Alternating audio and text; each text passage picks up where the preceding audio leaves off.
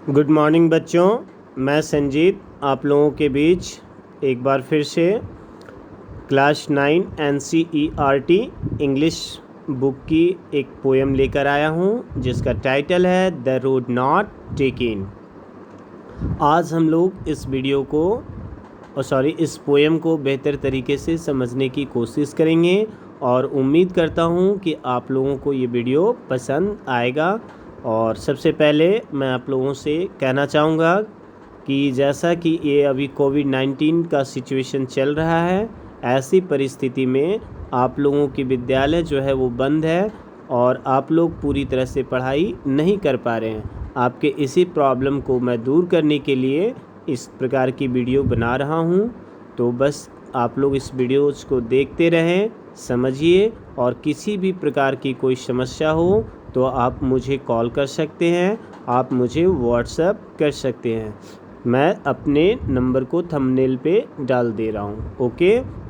और यदि आप चैनल को सब्सक्राइब नहीं किए हैं तो आप बिल्कुल सब्सक्राइब कर लें, क्योंकि बहुत जल्द आप लोगों के बीच मैं इंग्लिश और सोशल साइंस का लाइव क्लासेस लेकर आने वाला हूं। और लाइव क्लासेस के लिए मुझे कुछ सब्सक्राइबर्स की आवश्यकता है, ताकि आप लोग जल्द से जल्द उस सब्सक्राइबर का जो मतलब शर्त है उसको पूरा हो जाए, ताकि मैं आप लोगों के बीच में पूरे सोशल साइंस का सारे बुक्स का, चाहे वो हिस्ट्री हो, चाहे ज्योग्राफी हो, चाहे पॉलिटी हो, या फिर इंग्लिश आपका इकोनॉमिक्स हो, सारी का मैं लाइव क्लासेस लाने का कोशिश करूँगा, ताकि आप लोग ज़्यादा से ज़्यादा इसका बेनिफिट उठा सके, ओके। चलिए, अब मैं ज़्यादा समय नहीं लेता हूँ और आपके बीच इस पोएम को स्टार्ट करता हूँ, है ना। तो पोएम का नाम है बच्चों, आप लोग देख रहे हैं कि द रोड नॉट टेकन, मतलब वह रास्ता, वह सड़क जिसे मैंने नहीं ले पाया, मतलब जिस रास्ते को मैं चुन नहीं पाया। सबसे पहले थोड़ा सा हम लोग अपनी ज़िंदगी के बारे में बात करते हैं। हम लोगों के जीवन में भी कई अवसर ऐसे आते हैं जब हमारे पास कोई दो ऑप्शन रहते हैं और हम लोग थोड़ा कंफ्यूज रहते हैं उस वक्त कि कौन सा ऑप्शन को चूज़ किया जाए, यानी किस काम को करें और किस काम को ना करें, है ना। और एक साथ दो कामों को हम लोग कर नहीं पाते हैं। और सामान्यतः हम लोग जिस समय अपने ऑप्शन के बारे में डिसाइड करते हैं कि किस ऑप्शन को चूज़ करना चाहिए, यानी कौन से काम को करना चाहिए या कौन से काम को नहीं करना चाहिए, उस समय हम लोग बहुत केयरफुली ये देखते हैं कि कौन हमारे लिए कंफर्टेबल है, कौन हमारे लिए आरामदायक है ना। लेकिन कभी कभी हमारे अभी का जो सुविधा होती है, हमें अभी जो फैसिलिटी मिल जाती है, जो हमें अभी आराम मिल जाता है, वो भविष्य में हमारे लिए वो नुकसानदायक साबित हो सकता है ना। तो ऐसा ही रॉबर्ट फ्रॉस्ट का एक पोएम है द रोड नॉट टेकन, है ना। और उसमें वो बताने की कोशिश किए हैं कि वो कौन से मार्ग को अपनाते हैं, कौन से रोड को चूज़ करते हैं और इससे उनके जीवन में क्या परिवर्तन आता है ना। सबसे पहले ऊपर में हम लोग देखते हैं, लिख रहा है कि दिस वेल नोन पोएम, है ना, इज़ अबाउट मेकिंग चॉइसेस, की मतलब ये जो पोएम है वो किस चीज़ के बारे में है, मेकिंग चॉइसेस के बारे में है। And the choices that shape us, और ऐसा चॉइस जो उनको क्या करता है, शेप करता है, यानी उनको चेंज करता है। Robert Frost is an American poet. Robert Frost जो है वो कैसे पोएट है, कहाँ के पोएट है, अमेरिकन पोएट है।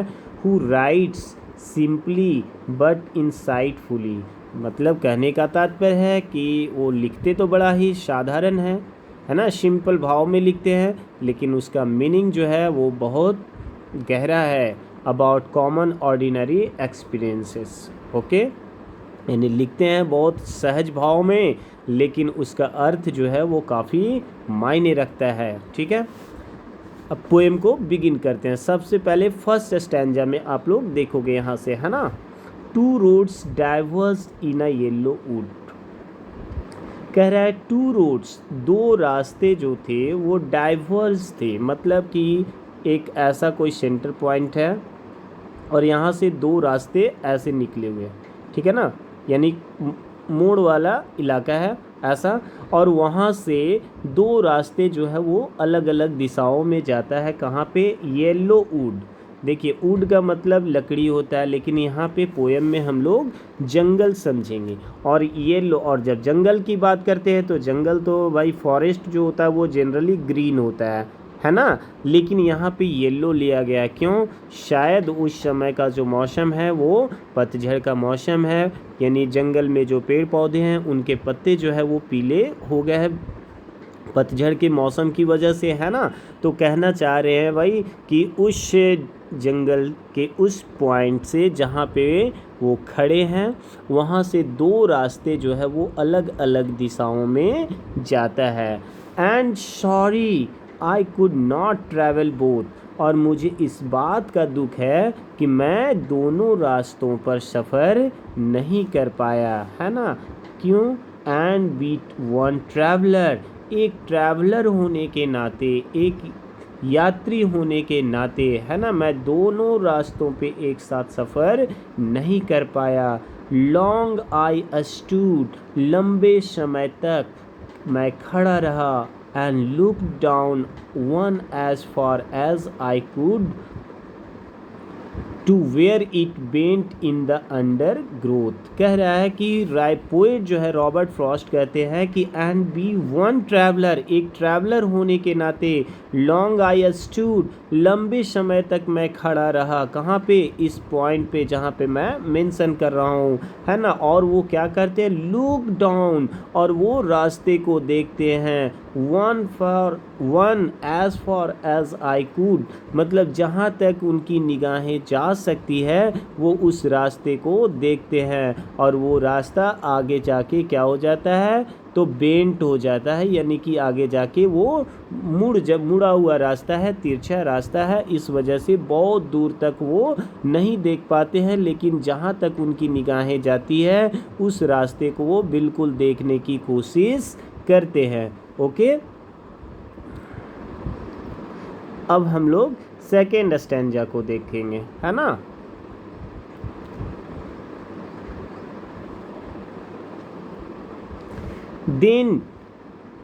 Then took the other just as fair, उसके बाद ये कौन से जैसे दो रास्ते रहते हैं, ये फर्स्ट वाला है और ये सेकंड वाला है ना।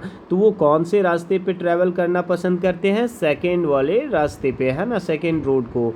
And having perhaps the better claim, क्यों इस रोड को चूज़ करते हैं भाई? क्योंकि ये रास्ता उनको शायद बेहतर प्रतीत होता है, ये रास्ता इस रोड की तुलना में ज़्यादा बेटर था। बिकॉज इट वॉज ग्रासी, क्योंकि ये कैसा था? ग्रासी था, मतलब घास से भरा हुआ था, मतलब कंफर्टेबल था। एंड वांटेड वियर, है ना, एक वर्ड आया यहाँ पे वांटेड वियर। वांटेड वियर मतलब कम घिसा हुआ होता है, मतलब कहने का मतलब ये जो सड़क जो था वो ज़्यादा बेहतरीन था।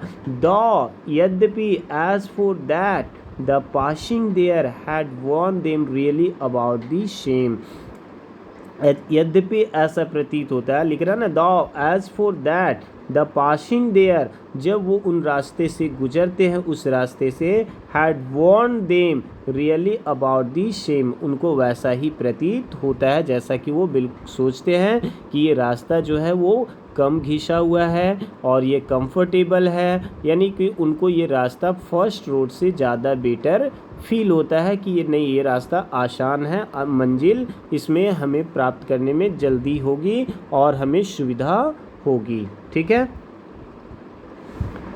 And both that morning equally ले, यानी कि दोनों रास्ते जो थे वो इक्वली ढके हुए थे इन लीव्स, मतलब कि पत्तों से, यानी ये रोड भी, इस रोड के ऊपर भी पत्ते काफ़ी गिरे हुए थे और इस रोड पे भी काफ़ी पत्ते गिरे हुए थे, क्योंकि हम लोगों ने पोएम के फर्स्ट स्टैंजा में ही देखा कि राइटर पोएट जो है वो कहाँ पे है, तो एक सेंटर पॉइंट पे है, एक पॉइंट पे है जहाँ से वो दोनों रास्तों को डाइवर्ज होते हुए बटे हुए देखते हैं। और वो वुड कैसा रहता है? येलो वुड, यानी कि पेड़ों की जो पत्तियाँ हैं वो पीली पीली है, यानी कि वो पीली पत्तियाँ जो है मार्ग के ऊपर काफ़ी गिरा हुआ है।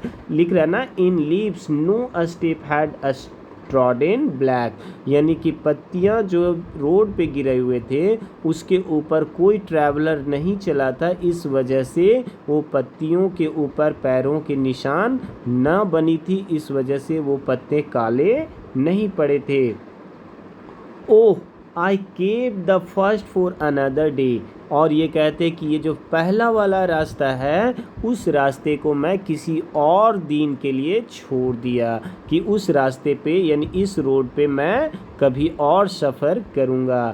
एट नोइंग, यह जानते हुए भी, how way Leeds on two way, कि ये जो रास्ता जिस रास्ते पे मैं जा रहा हूँ ये रास्ता मुझे कहाँ लेकर जाएगा, ये जानने के बावजूद भी मैं इस रास्ते को छोड़ दिया। आई डाउटेड, मुझे शक होती है, if I should ever come back. Robert Frost को लगता है, शक होता है कि क्या मैं कभी वापस भी जिस रास्ते पे मैं जा रहा हूँ, क्या मैं वापस उस रास्ते पे कभी फिर वापस आ पाऊँगा, है ना। यहाँ पे थोड़ा सा कवि के भाव को हमें समझने की कोशिश करनी चाहिए, है ना। हम लोगों के जीवन में भी दो मार्ग होते हैं, जीवन को जीने के लिए दो मार्ग होते हैं, एक होता है अच्छाई का और एक होता है बुराई का।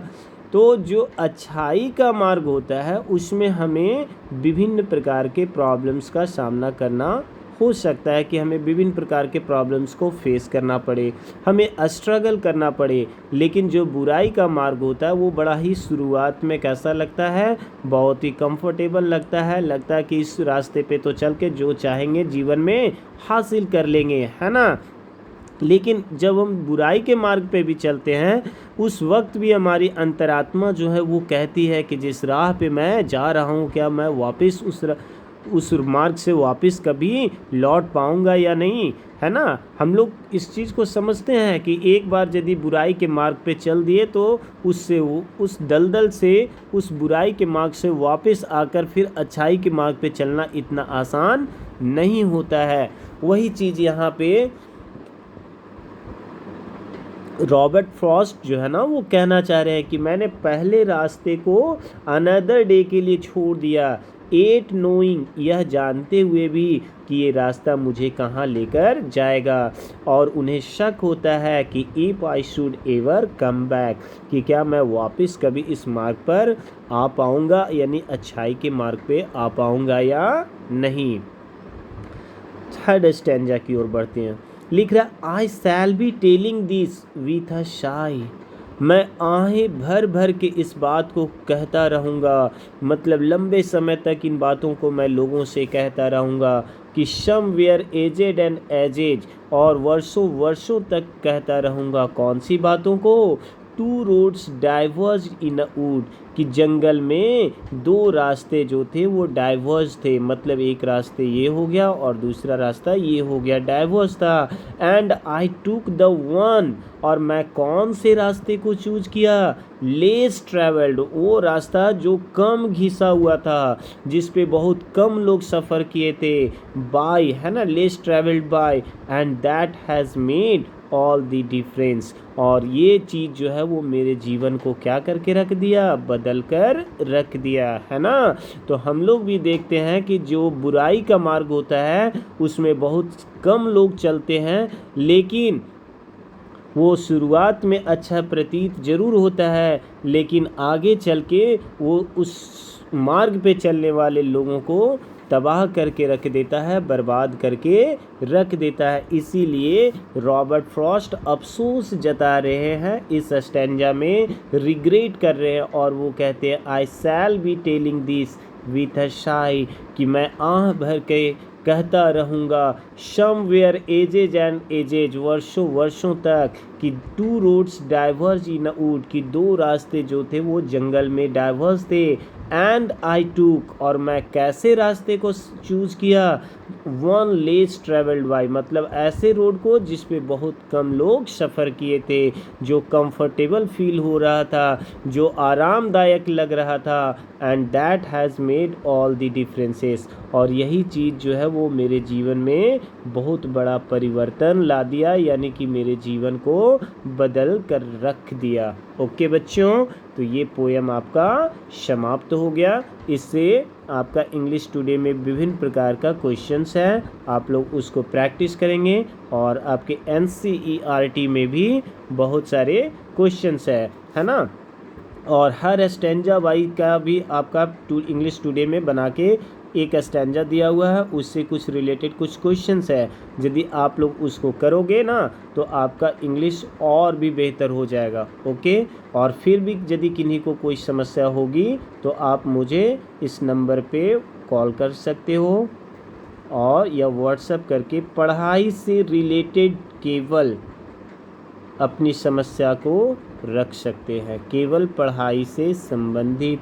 No hi hello, no good morning, no good evening. Okay बच्चों, आप लोग तब तक इस वीडियो को देखते रहें और चैनल को सब्सक्राइब करें और ज़्यादा से ज़्यादा बच्चों के बीच में शेयर करें, ताकि एक गरीब से गरीब बच्चा भी अपने घर पे रहकर पढ़ाई कर सके। ओके, फिर मिलते हैं आपके बीच नए वीडियोस को लेकर। तब तक के लिए धन्यवाद।